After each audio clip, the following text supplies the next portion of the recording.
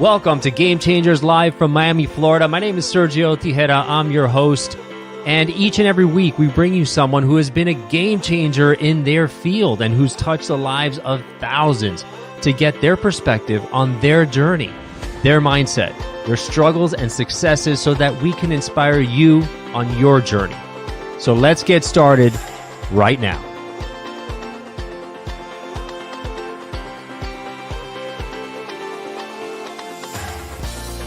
Gamechangers Live. We do this every week. You can catch us on Apple Podcasts, Spotify, Google Podcasts, LinkedIn, YouTube, whatever your favorite platform is to listen to these amazing guests. And today is again no exception.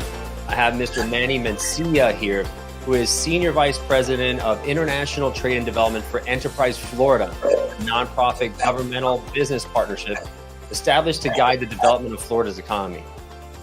They're headquartered in Miami and maintain 6 offices in Florida and in 14 countries around the world.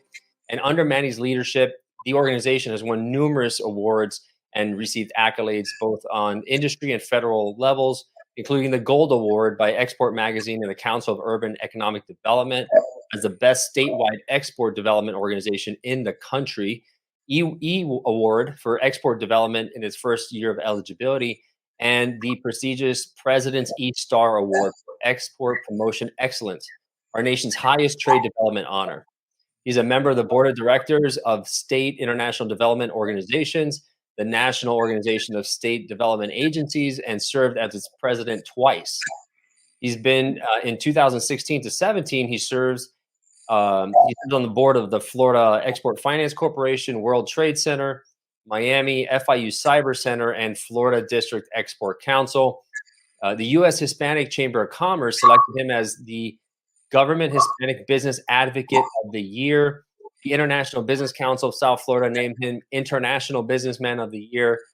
And he was awarded the International Achievement Award, Florida's most prestigious award for lifetime achievement for international business by the World Trade Center, Miami. So this guy is definitely a game changer. Welcome, Manny.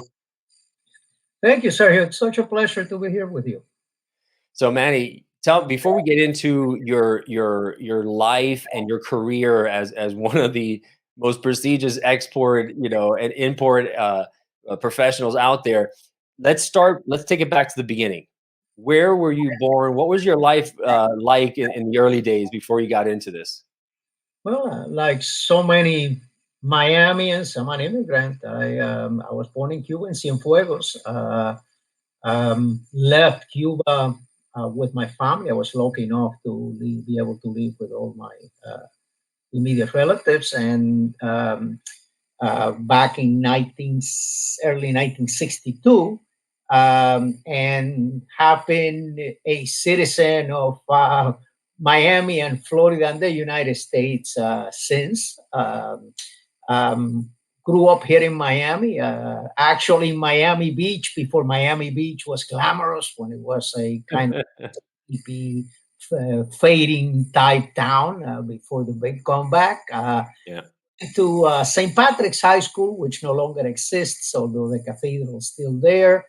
And went to school, got my degrees from St. Thomas and then FIU. All right. You're a fan like me. A Miami guy through and through. Exactly. Fantastic. So then, you went to school down here, you grew up down here. At what point did you say, I want to be an international trade expert? Was that your dream all along? What was it that drove you as a kid? Well, no, as a matter of fact, like so many people, I went to college not certain, what direction I was going to take. I had a loose plan, perhaps go to law school. It's one of those things that I got my undergraduate, then I went to FIU for graduate, and my plan was not to get a master's or PhD, but rather to eventually apply for law school. But I ran into a hurdle. So I, like so many of us, had loans to go to college, and when I graduated and started looking through my finances, I was kind of overwhelmed by the fact that I owned a fortune by 1970s standards, Right. something like $14,000 or $15,000, and that was such a That fortune. was And a lot of money back then. Yeah. yes, so I said maybe I should get me a job um, and wait a little while and then go to law school when I'm able to pay as I go along or what have you. I taught school for 1 year, Miami Springs High School, and then heard that there was an opportunity with the Florida Department of Commerce. Um, a a person who was a prominent figure in Miami, who still is Luis Lauredo, former U.S. ambassador to the Organization of American States and a senior executive at Exim Bank, many careers. And Luis was the director of international development of the state of Florida. He needed an assistant.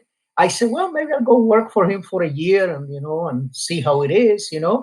And well, to make a long story short, 40 something years later, I'm still in international development. I was, the bug bit me. And I've spent a career doing this, being totally sincere, Sergio. Nothing else that I would have rather done during the course of my career. It's been such a fun ride. It's been challenging at times, but it's such a great career to be able to meet so many people from so many places in the world, and hopefully make a difference for my state, my community, and for my organization. So when opportunities present themselves, when people are open to opportunities, open for growth, open for learning in an area where they perhaps don't have any previous interest in or experience in, um, that opens up new doors, and like it did for you. Were you when you had that opportunity, were you invited to apply? Did you just find it and say, okay, well, let me give it a shot? Did you think that it would create this huge opportunity for you? No, I heard there was an opportunity, and I called Luis. I made an appointment, and we hit off, and we remain friends to this time, to this day. The same, later on, I went on to the Beacon Council. I was vice president for world marketing at the Beacon Council for um, roughly 5 years. At the time when I joined, the organization was under some political pressure. Yet I, felt it was a move that I wanted to make. I had a keen interest in doing things for Miami. I've always felt that. There's a special place in my heart for Miami. Welcome my family, welcome my neighbors. So many people from so many places have come to this community looking for a better way of life, looking for freedom. And, I said, if I can do good things for Miami, this is something that I really would want to do. And then later on, same situation. I was I left the Beacon Council with John Anderson, the CEO during that period.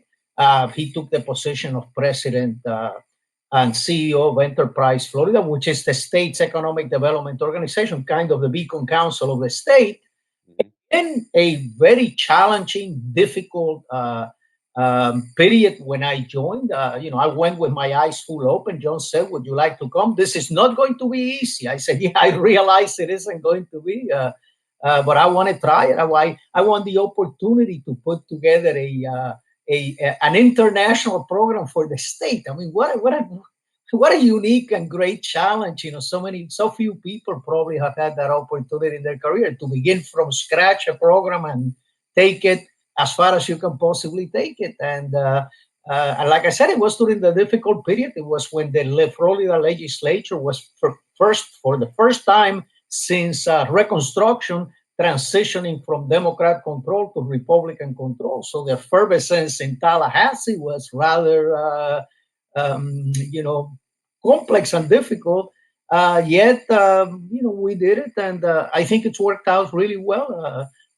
We've been blessed that the program has been very successful. We're, generally regarded as one of the best in the United States at what we do. And here I am at the very late in my career, but I still truly enjoy what I'm doing. So in the late 70s, early 80s, mid 80s, Miami was a very, very different place than it is today. For those of you, coming to Miami now where it's all, glitz and glamour and very international and very, culturally diverse and everything else, Miami was a very dangerous place. I remember, the articles coming out, I think it was in Time magazine about, what a dangerous place it was to live here and so perhaps you got into the role at a very odd time, right? And what was the first thing that you decided to do as you started to take on this role of international trade? How did you start that role? Well, What was the first thing that you sorry. That when I began with the Florida Department of Commerce, spent about a decade, little over a decade there, and then transitioned to the Beacon Council. As you say, when I joined the Beacon Council, uh, recruiting companies to Miami was a much impossible?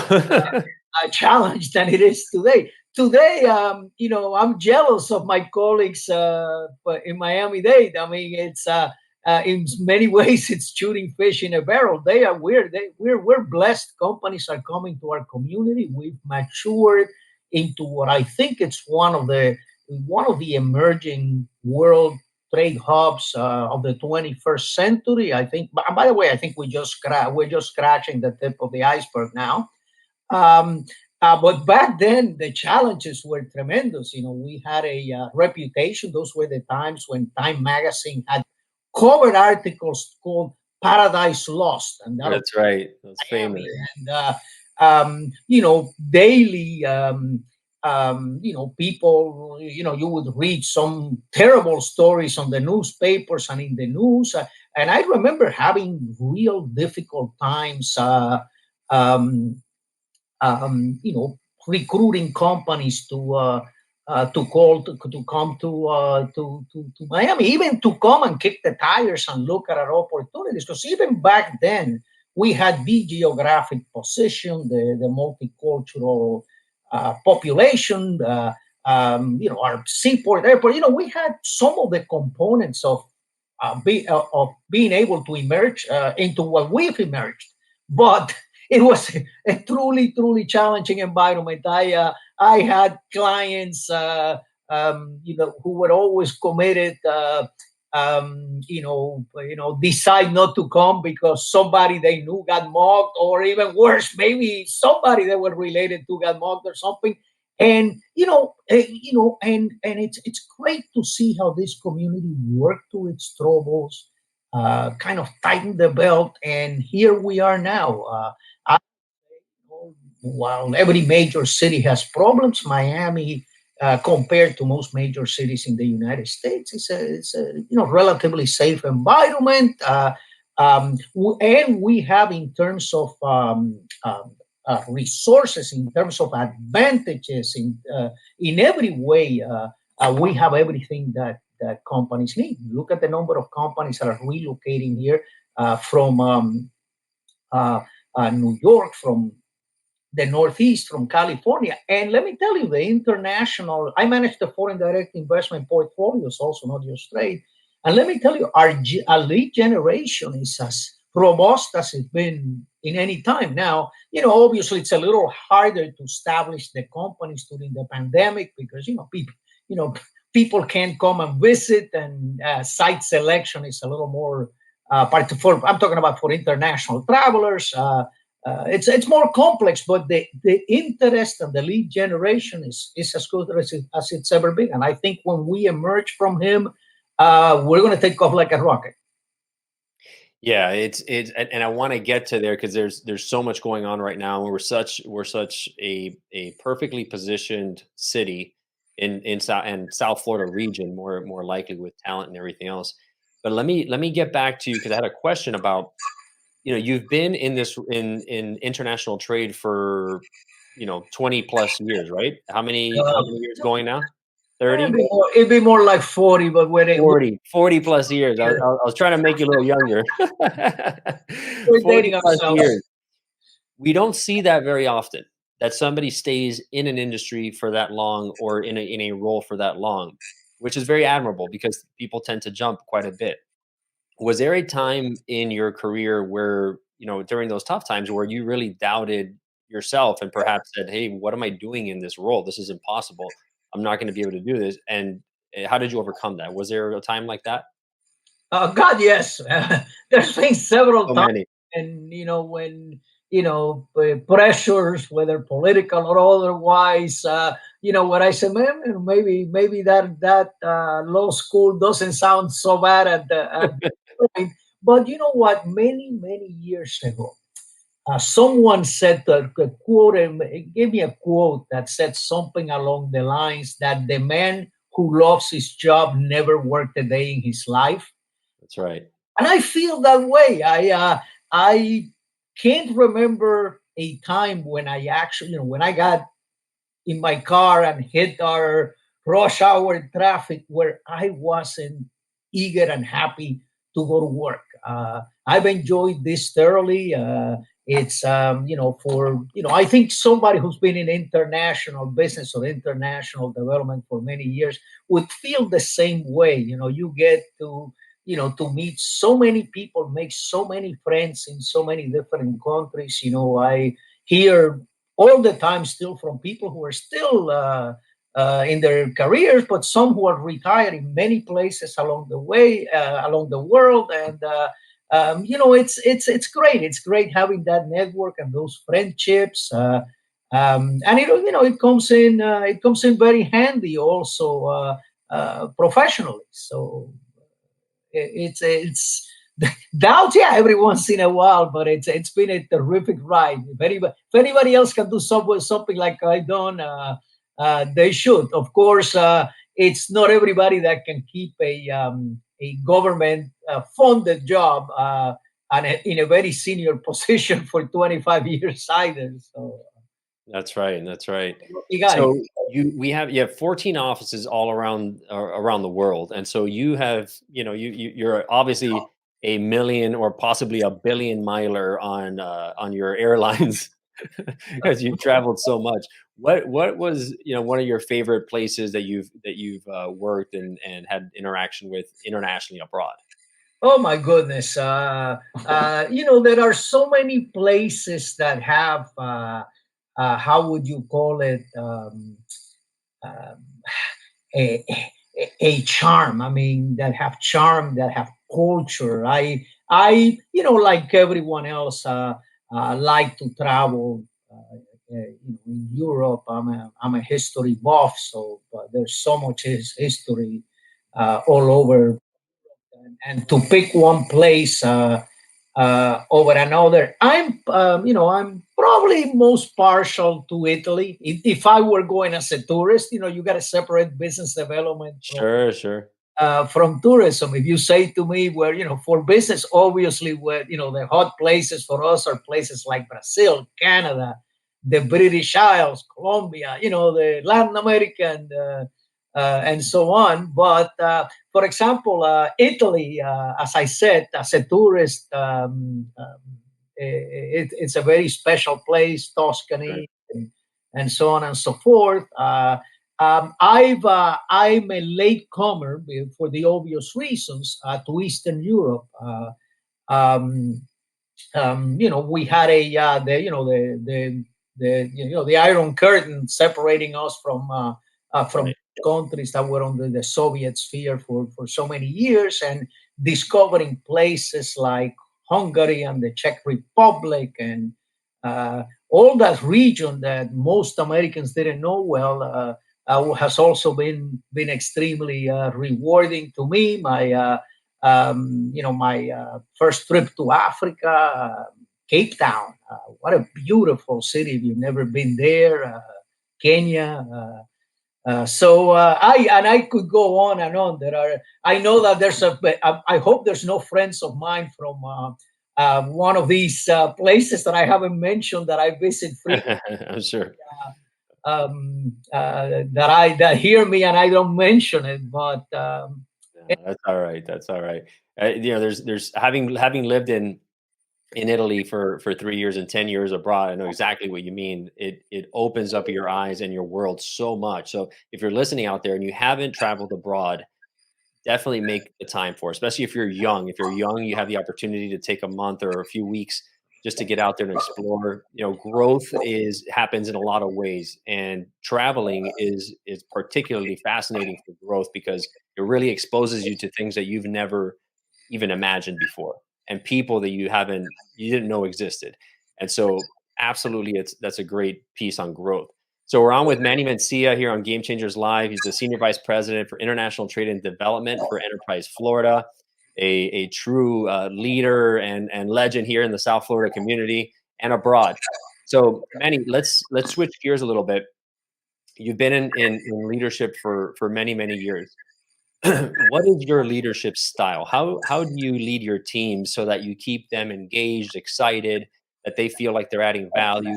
Tell me a little bit about what it's like, in terms of working for you and the environment that you try to create as a leader.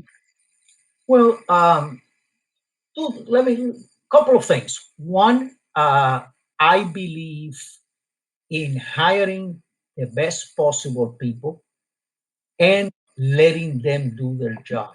I mean, not everybody is going to approach a a challenge in the same exact manner, exactly like how I would do it. I understand that, so I try to allow my employees to develop their own style to solve the problems in their own way. And I let them know from the very start that I'm there to back them up. If they have a problem, come immediately to me. We'll solve it together. But by and large, I'm going to give you your head and I'm going to let you do your job. I'm going to give you guidance. I'm going to supervise. There are certain objectives, like every state agency, we have performance measures that we have to meet in order to get funded. That's one. Number two, I've always believed in loyalty, but loyalty flows two ways. I expect my employees to be loyal to the organization and to be loyal to me and our leadership. And I will be loyal to them conversely. If they have an issue, if they have a problem, personal or otherwise, I will be there for them. And unless they don't do something truly wrong, unless they don't Violate any ethical or violate moral ethics, law, issues. whatever, I am going to defend them against challenges. Let's put it that way. Mm, I believe in asking people to go the extra half yard to look beyond the day to day of their job. How can I do what I do better? And I don't, and honestly, I don't have pride in being the one that has to make every modification, every improvement, every change. I challenge my staff to come to me with their ideas. We beat them, and maybe something good will emerge of it. Not every idea is a good one. Let's begin by that. But sure. but I allow my people to help me develop and improve the programs as we go along. For example, I'll give you the perfect um, example. Being from the old school, social media hasn't come naturally to me. So I've depended on the younger people in my team to guide me in terms of how can we better utilize these platforms that I truly don't understand as well as they do. And that served me extremely well in terms of being able to more effectively deliver our message and carry out our mission. So like I said, I see economic development as a very collaborative effort. Same, I don't have, I am not a turf-oriented guy. I believe in teamwork. I work with every major organization in the state. I partner with them when it makes sense in every direction, and I think that probably is the best guide of my state of my style. I believe in in participation, in collaboration, and not being conscious of turf and guarding and things like that. I think there's a big mission out there, and there's enough room for everybody to be a part of it. You definitely have an abundance mindset then, and you're creating a constructive culture where people feel valued. There's not fear of making mistakes, perhaps. There's not fear of raising their hand with a new idea because you've created that open and honest communication. But also when ideas perhaps don't meet the Mhm. requirements, you're honest enough to give them the brutal, honest answer. But I think taking that into account for organizations, the leadership sets a tone for the organizational culture, and then people show up to work and either give you 80% or they give you 120% based on that environment that you create as a leader. And so you've done an exceptional job of that. Obviously, you've been in that role for so long and so well respected, not only in your team, but the community and so forth. So congratulations with that. What do you look for in terms of if you had two candidates and one was very good in terms of let's say a young candidate in terms of grades, structure, and then you had somebody else out there with a lot of grit and a lot of staying power and very creative in terms of hustling and figuring out a way to succeed. How do you choose between the two? Well, it's a tough choice. I look for people not only that have the skill set, the talent, the education, the experience, but also that are a good fit on the team. I think one of the most important aspects of having a successful team is when you have people in the team that can work well together. So people that fit well. I like whenever possible to give opportunities to younger people, to be able to mold younger people into very effective executive. I take great pride on people who have worked with me, who have become successful executives, in other places, gone from Enterprise, Florida to, for example, I have former employees that are senior U.S. commercial officers in embassies around the world. I have a former VP in my unit who's today the economic officer in the U.S. Embassy in Bahrain. I have a young lady that began with me right out of college. Today, she's director of government relations for Boeing in Washington. And like that, the president of the World Trade Center Miami, Ivan Barrios, was my deputy for a number of years. So a lot of people say, well, aren't you, uh, devastated when you lose some of these really talented people that you hired and developed? No. Yeah, I'm devastating at the beginning. I have to replace somebody really good Sure. with somebody else. Um, but at the same token, you got to give people the room to grow and to emerge as in the executive sense. And to me, it's a source of great pride. Economic development. I have several economic development directors in communities around Florida and other parts of the United States that began their careers with me as very green employees. Yeah, similar to in the NFL, for example, Bill Belichick, the head coach of New England, as or other head coaches perhaps that had assistants who then went on to have great careers as coaches as well. That's a sense of pride because it's a testament to your leadership and how you inspired them to become better versions of themselves. So, as we wrap this up, a question that I would love to ask you is 50 years from now, when people look back and they talk about you, what is the legacy that you want them to remember about you and your impact?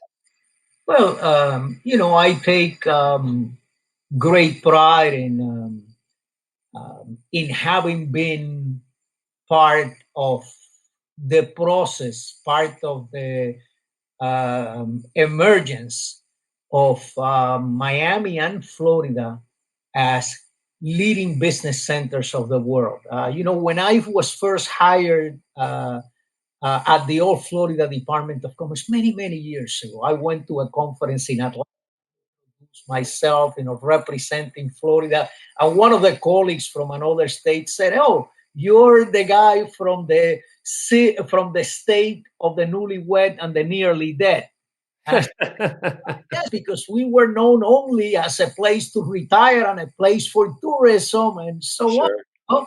agriculture. So, and today, this is a dynamic economy, $1.3 billion economy, the 17th largest economy in the world. We're emerging. We are the second largest aviation aerospace cluster in the United States, one of the leaders in that sector in the world. We are emerging as one of the great tech hubs of the United States. Life sciences, the medical sector, Florida has the second largest in the United States. So to have seen this, to have seen us become one of the places that if you're in international business, you have to be there. Miami is the second largest international finance center of the United States, third for logistic companies. Our state has the fourth largest knowledge base sector, knowledge base and logistics sector in the United States. I mean, these are achievements that if somebody would have told me back in 1975 when our aspirational goal here in Miami was the gateway of the Americas, and that was an aspirational goal. We were not the gateway of the Americas or anything else for that matter. We were the place where planes coming from Latin America would have to stop to refuel and then go someplace else. And today we are. You could say, I think, accurately and realistically, that Miami is the business center of the Americas, and in the future, in fact, I coined the phrase "the Hong Kong of the Western Hemisphere" many years ago, and I think we have the potential not only to be Hong Kong, to be much more, to be more. Well, much more is a bit far, but I mean to be that and more, to be a real. To be the New York of the South, if you want to put it that way, without the problems. That's right. Well, Manny, you've been a game changer in the South Florida region and internationally. Thank you so much for everything you've done and the time you shared with us today. You're an icon here, buddy, and we appreciate you being on. Thank you, Sergio. It's been a pleasure doing this with you. Thanks for thinking of me. If you loved what you heard in today's episode of Game Changers, please subscribe and rate us. The lessons and the stories in these podcasts are immensely valuable, so I invite you to share them with a friend who needs to hear it.